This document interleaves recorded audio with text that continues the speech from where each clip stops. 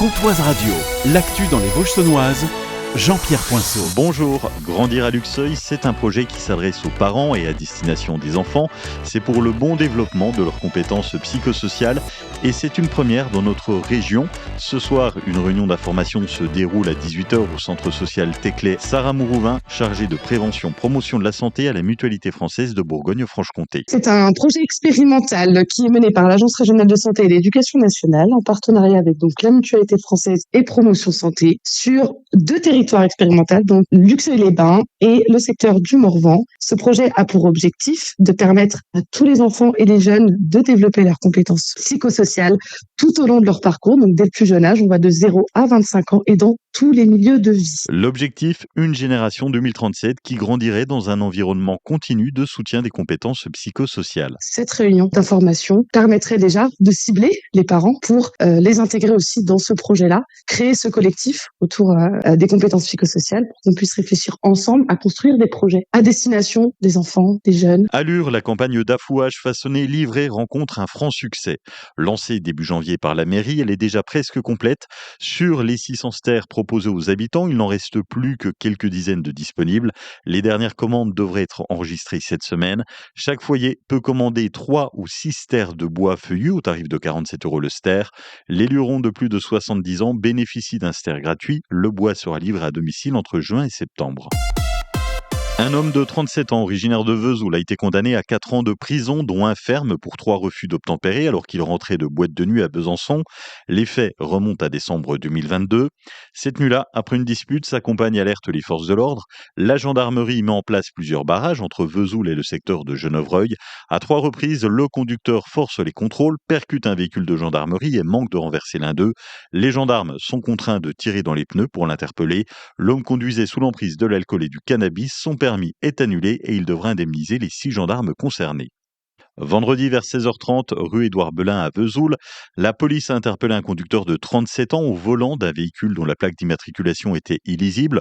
L'homme ne portait pas sa ceinture et présentait des signes d'alcoolisation. Le dépistage s'est révélé positif.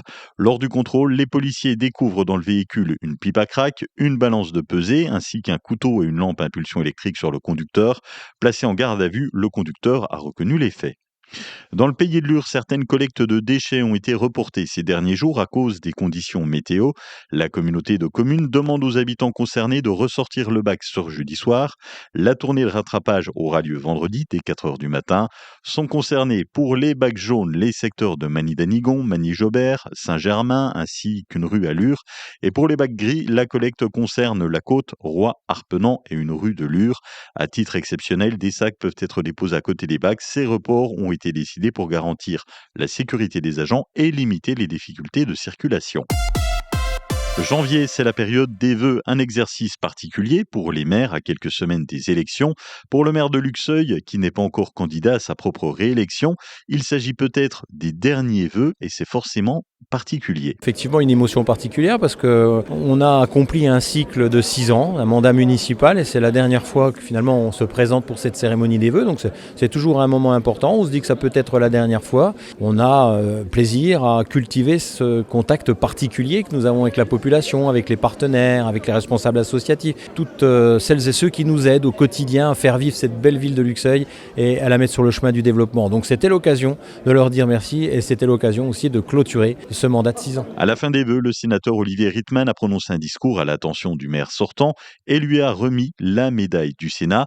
Faut-il y voir une passation de flambeau entre le sénateur Rittmann et le maire Frédéric Burgard? Il l'a tenu à faire cet acte en ma direction, c'est-à-dire me remettre la médaille du Sénat. En tout cas, au-delà de la médaille, ce que j'ai particulièrement apprécié, bien sûr, c'est les quelques propos qu'il a prononcés. Je suis quand même très heureux de voir que finalement, quelque part, il y a une certaine forme de reconnaissance de la part des grands élus, de la part de la population, de la part des partenaires en direction des élus d'une municipalité. C'est un métier difficile que d'être élu local, c'est un métier difficile que d'être maire. Donc aujourd'hui, je ne boude pas mon plaisir d'être finalement mis à l'honneur et qu'on me fasse une certaine forme de reconnaissance de ce travail d'élu qui est très ardu mais qui est passionnant. Nous n'aurons pas eu La réponse à notre question, affaire à suivre.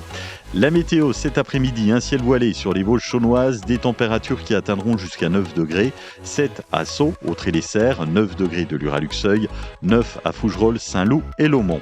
Demain, une journée nuageuse, 6 degrés le matin, 8 degrés l'après-midi. Très bel après-midi sur Comtoise Radio.